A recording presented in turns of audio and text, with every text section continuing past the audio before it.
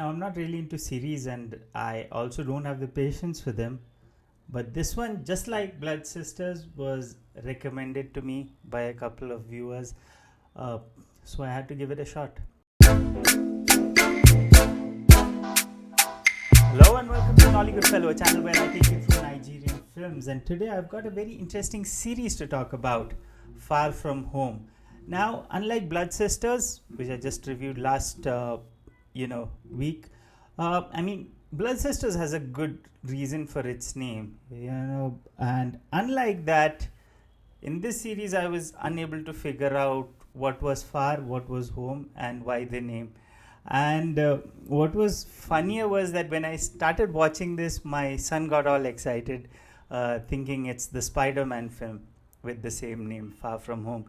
But anyway, on the plus side, the series created by Damilola Elebe and Chinaza Onuzu was definitely worth my time. Shayo, an aspiring artist from a poor household, is out chasing his dreams, and in the process he ends up doing many unexpected things and going through many unexpected situations.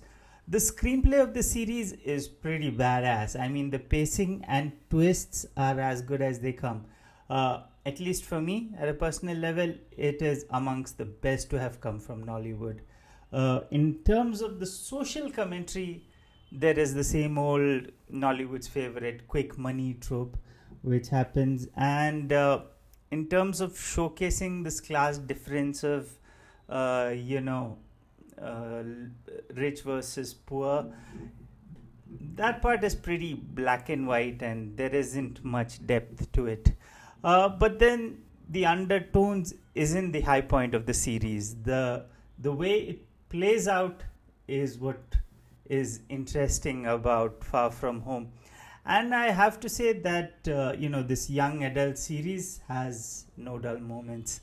It's pretty kick-ass in that way.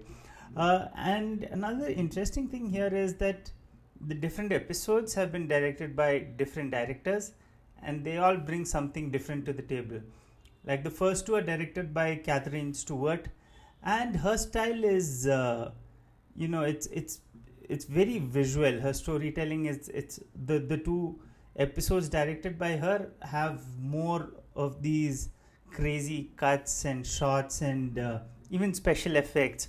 All of that stands out, and they're really high on adrenaline and they're very visually dynamic.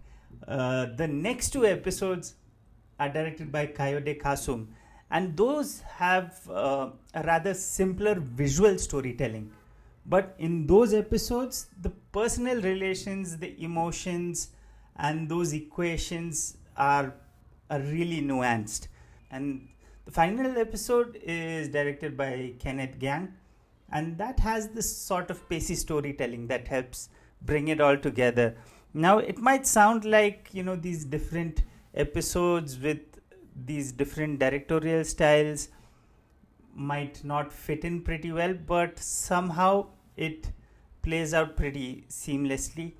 And the selection of directors is very much in tune with the way the story moves forward. And in terms of performances, there are many A-listers in the movie, like there's RMD, Adesua, Etomi, Deyemi, Okanlawon, but all of them have rather shorter roles. The actors who really stand out are the younger lot. I don't know if I can call them newcomers because many of them have been seen in pretty big films like Battle on Boca Street and all of that. The first actor I'm going to talk about is Mike Ofalorin as Ishaya Bello, the protagonist. He's a pretty good fit for the role. You can really sense the fire in his belly, and you can really relate with the character. Bucci Franklin is another actor who I really loved in this series. He plays a ruthless guy, and he is a very likable asshole in the movie. Emeka Nwagbaraucha as Frank is emotive, and you feel for his character. Really good job there. Moshood Fattah as Michael He brings that all-weather friend vibe, and it's a role that is really well done. And talking on the glamour quotient, among the guys, there's Natse Jemide. He's pretty impressive with his role, a pretty likable character, and is a role well done.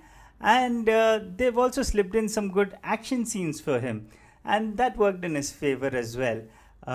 And among the women, there was Gbubemi Ejeye, I hope I'm pronouncing that right, as Adufe. She's really glamorous, and she's done a really good job.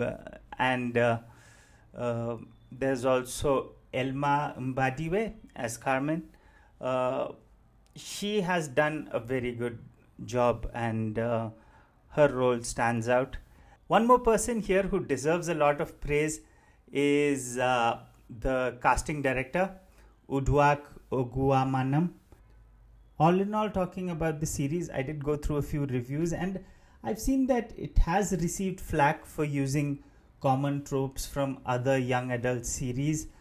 But at a personal level, I don't mind that. And I would say that if you're looking for a series that's high on adrenaline and something that's going to keep you engaged and on your toes, you should totally check this out. Far From Home, it's on Netflix, and do go and check it out. And if you have already checked it out, do let me know what you thought about the series as well. And that's it from me for this time. Till next time, do like, share, comment, subscribe, and ciao for now.